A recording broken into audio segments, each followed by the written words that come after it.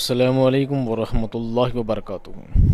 अज़ीज़ तलबा, मैं मोहम्मद शहज़ाद ख़ान आप तमाम ही का तहे दिल से इस्तक़बाल करता हूँ। आप तमाम ही का अपने चैनल एकेडमी में खैर मकदम करता हूँ। उम्मीद करता हूँ आप तमाम ही खैर आफियत से होंगे और खुशगम ज़िंदगी गुजार रहे होंगे। प्यारे बच्चों, सवाल जवाब की और तशरीह की इस कड़ी में जो आपके लिए सबक शामिल किया गया है वो है सबक नंबर 20, गर्मी और देहाती बाज़ार। जोश मली आबादी की नज़्म है। पहले हम नज़्म के अशार पढ़ेंगे, उसकी तशरीह करेंगे, उसके बाद सवाल जवाब की जानिब बढ़ेंगे। तो पहले हम तशरीह पढ़ लेते हैं, उसके बाद सवाल जवाब की जानिब चलेंगे। दोपहर बाज़ार दुकान, गाँव की खलकत का शोर, खून की प्यासी शुआएं, रूह फरसा लू का ज़ोर। यानी एक गांव है, गांव का बाज़ार है, देहाती बाज़ार है, गांव का बाज़ार है और गर्मी की हालत क्या है उसको एक नज़्म की शक्ल में जोश मली आबादी ने बयान किया है। और बाकी सब बातें अगर आपको डिटेल में जाननी है तो आप सबक वाला चैप्टर वाला वीडियो देखें, लेकिन आपका एग्ज़ाम बहुत करीब है तो बेहतर है कि आप सिर्फ इसे देख के काम चला लें। पहले शेर के तशरीह करने से पहले मैं सियाक़ो सिबाक एक बार बता देता हूँ, क्योंकि सियाक़ो सिबाक हर शेर का सेम ही रहेगा, एक जैसे ही रहेगा। सियाक़ो सिबाक क्या रहेगा? मंदरजा बाला अशार निसाब की नज़्म गर्मी और देहाती बाज़ार से लिया गया है। इस नज़्म के शायर जोश मली आबादी हैं। ठीक है, उसके बाद क्या लिखेंगे? तशरीह लिखेंगे। इस शेर की तशरीह क्या होगी? नज़्म गर्मी और देहाती बाज़ार में शायर ने देहात के बाज़ार में गर्मी की शिद्दत को बहुत बेमिसाल अंदाज में पेश किया है।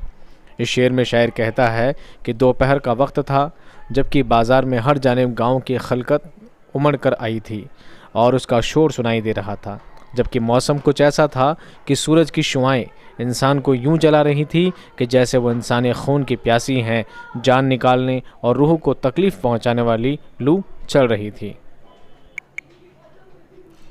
दो मिसरे के अशार हैं और अशार की तशरीह हम बारी बारी करते चले जाएंगे। हालांकि अशार को बहुत ज़्यादा डिटेल में मैंने समझाया है चैप्टर वाले वीडियो में, आपको यहाँ पर सिर्फ तशरीह बताना मेरा मकसद है। ठीक है, आगे देखिए। आग की रो कारोबारी ज़िंदगी का बेच उताब नहीं, पेच उताब था ये। तुंद शोले सुर्ख ज़र्रे गर्म झोंके आफताब। तशरीह देखिए। इस शेर में शायर कहता है कि गर्मी की इस शिद्दत से जो आग की सी तपिश पैदा हो रही थी उसने कारोबारी ज़िंदगी की सूरत हाल को भी गुस्से में बदल दिया था।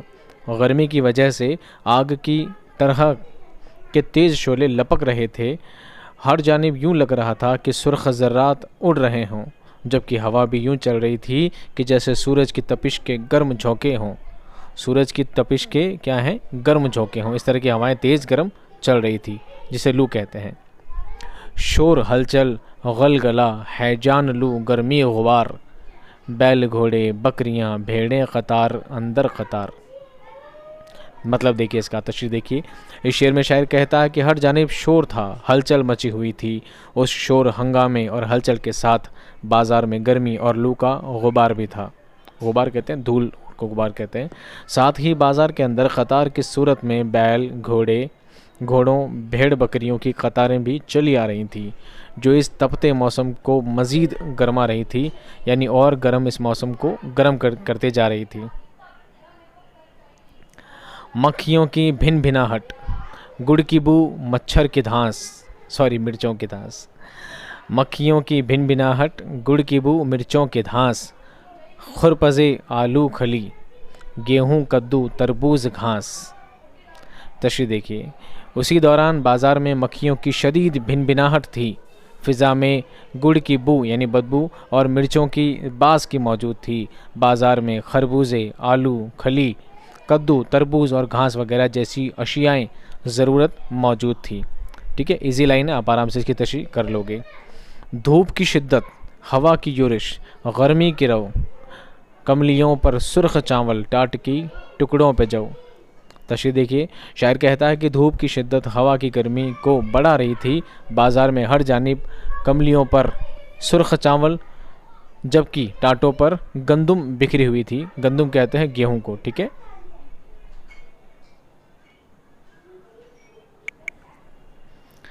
आगे शायर बयान करते हैं। गर्म ज़र्रों के शदाइद, झक्कड़ों की सख्तियाँ, झक्कड़ों में खांसते बूढ़ों के चिलमों का धुआं।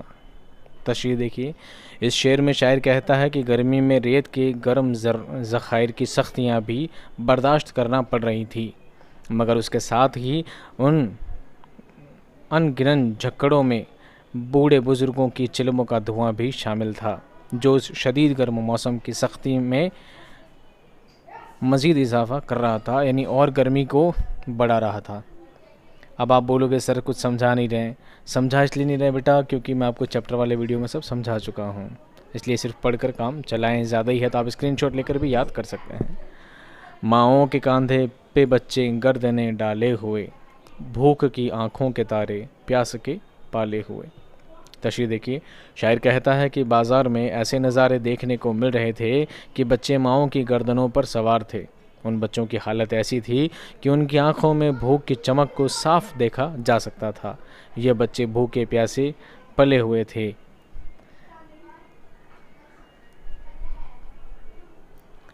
बामुदर लर्जे हुए खुर्शीद की आफात से, हर नफस एक आँच सी उठती हुई ज़र्रात से।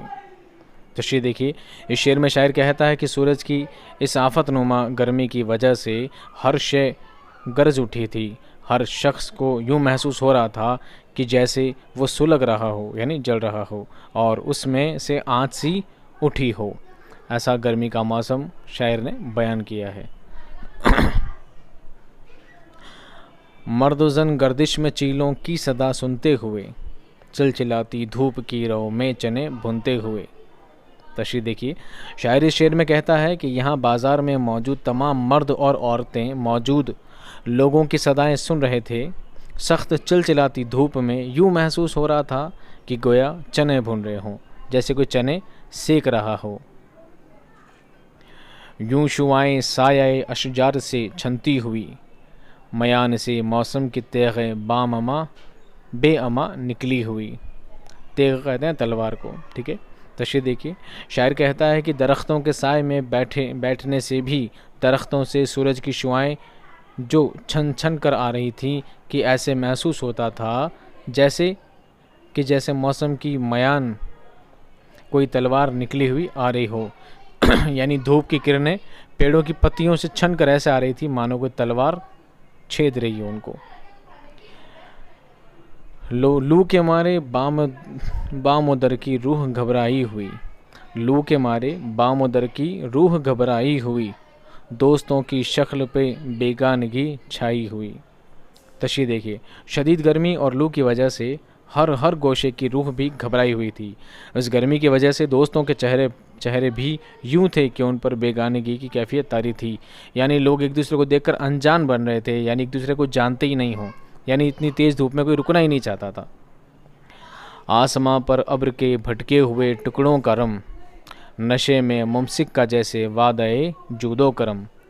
तशरीह देखिए, शायर कहता है कि आसमान पर बादलों के टुकड़े यूं भागते दौड़ते दिखाई दे रहे थे कि जैसे शदीद कंजूस आदमी किसी से इनाम व इकराम का वादा करता है जो कभी पूरा होता दिखाई नहीं देता। कुछ ऐसा इन्होंने बयान किया है। आगे शायर क्या कहते हैं देखिए, हर रविश पर चिड़चिड़ापन, हर सदा में बेरुखी, हर जिगर भुनता हुआ, हर खोपड़ी पकती हुई। तशरीह देखिए, इस शेर में शायर कहता है कि इस मौसम की कैफियत की वजह से सब में चिड़चिड़ेपन की कैफियत तारी हो गई थी। हर इंसान दूसरे से बेरुखी बरत रहा था।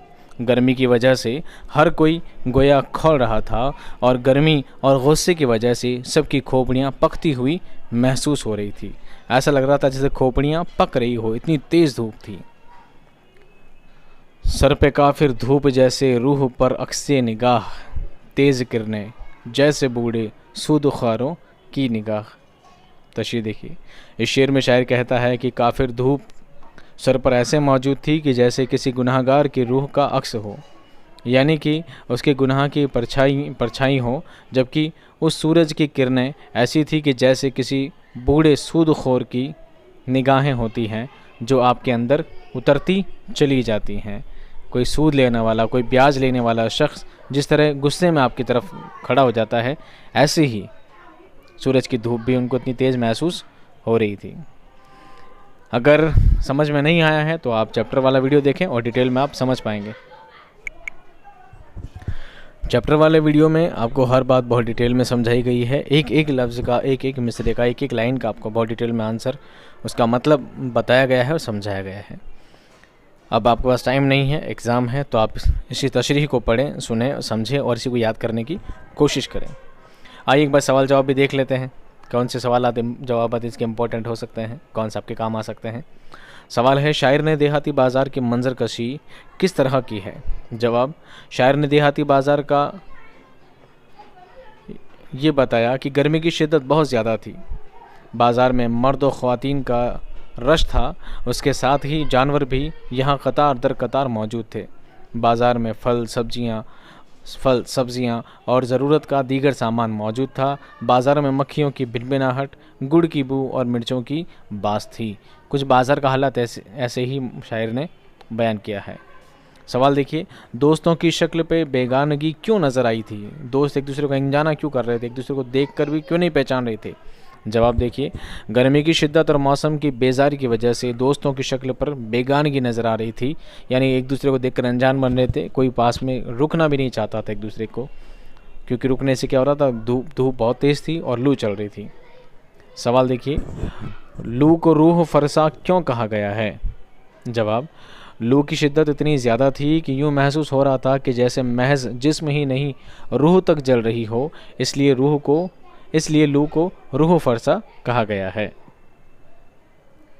काफिर धूप से शायर की क्या मुराद है। धूप को काफिर क्यों कहा गया है। जवाब, काफिर धूप से शायर की मुराद है कि गुनाहगार के गुनाह की परछाई की तरह तपती हुई शिद्दत वाली धूप। आइए देखते हैं आज का आखिरी सवाल। अमली काम वाहिद की जमा बनाएं। ये लफ्ज़ आपको एग्ज़ाम में भी दिए जा सकते हैं, इस पर भी थोड़ा गौर करें। कतार का होगा कतारें, सख्ती का सख्तियाँ, गर्दन का गर्दनें, गर्मी की जमा होगी गर्मियाँ, शजर का होगा अशजार, शजर कहते हैं पेड़ को, कतार कहते हैं लाइन को, सख्ती गर्दन नेक, गर्मी आप जानते ही हैं। रूह की जमा होगी अरवाह, रूह की रूहें नहीं होगी, रूह की होगी अरवाह। आफत का आफात। उम्मीद करता हूँ वीडियो आपको पसंद आया होगा, क्योंकि इतने जल्दी टाइम में आपको इतना ही समझाया जा सकता है। बहुत लॉन्ग वीडियो बनाने की ज़रूरत मुझे नहीं थी। अगर आपको लॉन्ग वीडियो देखना है, डिटेल में समझना है, तो चैप्टर वाला वीडियो देखें। मैं मिलता हूँ आपसे नेक्स्ट वीडियो में, तब तक खुश रहिए, आबाद रहिए, खुदा हाफ़िज़।